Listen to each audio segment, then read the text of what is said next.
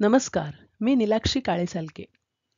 मातृगंधाच्या सणांच्या गोष्टीमध्ये आपण ऐकणार आहोत प्रजासत्ताक दिन. 15 ऑगस्ट 1947 रोजी आपला देश स्वतंत्र झाला. परंतु राजकीय, प्रशासकीय अशा अनेक गोष्टी अजून ठरवायच्या होत्या. पारतंत्र्याच्या पूर्वी राजेशाही होती. ब्रिटिश राजवटीतही संस्थानाच्या रूपाने ती होतीच.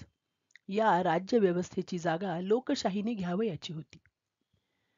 आपली राज्यव्यवस्था कशी असावी, अगदी मूलभूत मानले जाणारे कोणते हक्क नागरिकांना असावेत, तसेच त्यांची कर्तव्ये कोणती, या साऱ्या गोष्टी जिच्यात नमूद केल्या असतील अशी एक घटना देशाला असावी लागते. यासाठी 9 डिसेंबर 1946 रोजी भारताची घटना परिषद भरवण्यात आली. ही परिषद म्हणजे सध्याच्या लोकसभेची पूर्वपीठिकाच होती. नियोजित राष्ट्रपती डॉक्टर राजेंद्र प्रसाद तिचे अध्यक्ष होते. याच परिषदेसमोर पंडित जवाहरलाल नेहरू यांनी जानेवारी 1947 मध्ये भारत हे सार्वभौम गणराज्य असावे असा ठराव मांडला व तो संमत झाला. या परिषदेने डॉक्टर आंबेडकर यांच्या अध्यक्षतेखाली मसुदा समिती नेमली. तिच्यात 7 सभासद होते. 29 नोव्हेंबर 1949 रोजी घटना तयार झाली. या घटनेनुसार भारत प्रजासत्ताक राष्ट्र असावे असे ठरले. प्रजासत्ताक राष्ट्र म्हणजे असे राज्य जिथे सत्ता लोकांनी निवडून दिलेल्या प्रतिनिधींच्या हातात असते. राष्ट्रपती हा देशाचा प्रमुख असतो. निवडून आलेल्या सर्वात मोठ्या पक्षाचा प्रमुख देशाचा पंतप्रधान असतो व सत्ता त्याच्या हाती असते. भारतीय प्रजासत्ताकात सत्ता केंद्रात एकवटलेली आहे व राज्यांना मर्यादित अधिकार आहेत. हे सारे ज्या घटनेनुसार ठरले ती राज्यघटना दिनांक 26 जानेवारी 1950 रोजी अंमलात आली.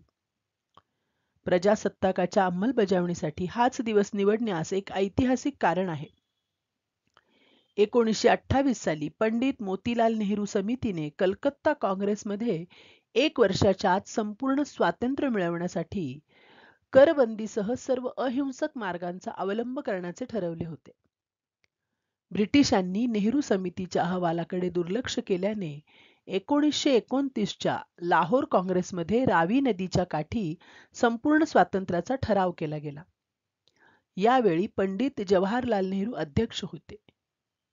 या ठरावानुसार 26 जानेवारी 1930 रोजी देशभर स्वातंत्र्याची प्रतिज्ञा घेण्याचे जाहीर कार्यक्रम घेण्यात आले व स्वातंत्र्य लढा तीव्र करण्यात आला. तेव्हापासूनच 26 जानेवारी हा दिवस दरवर्षी प्रजासत्ताक दिन म्हणून साजरा केला जातो. स्वातंत्र्योत्तर काळात 25 जानेवारीच्या रात्री राष्ट्रपती राष्ट्राला उद्देशून संदेश देतात. 26 जानेवारीला सकाळी प्रत्येक राज्यामध्ये राज्यपाल व मुख्यमंत्री यांच्या उपस्थितीत ध्वजवंदन व पोलीस संचलन होते. पण मुख्य समारंभ देशाची राजधानी दिल्ली येथे होतो. दिल्ली येथे राष्ट्रपतींच्या उपस्थितीत भव्य कार्यक्रम होतो. यावेळी देशासाठी ज्यांनी विशेष पराक्रम केला असेल अशा शूर सैनिकांना राष्ट्रपतींच्या हस्ते शौर्य पदके दिली जातात.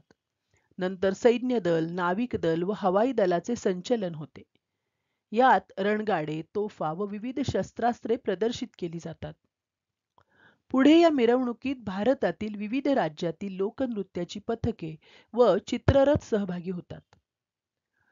शालेय मुलांची कवायत व नृत्य होतात. वीर बालकांची हत्तींवरून मिरवणूक निघते.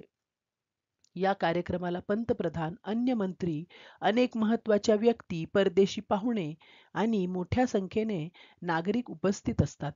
धन्यवाद.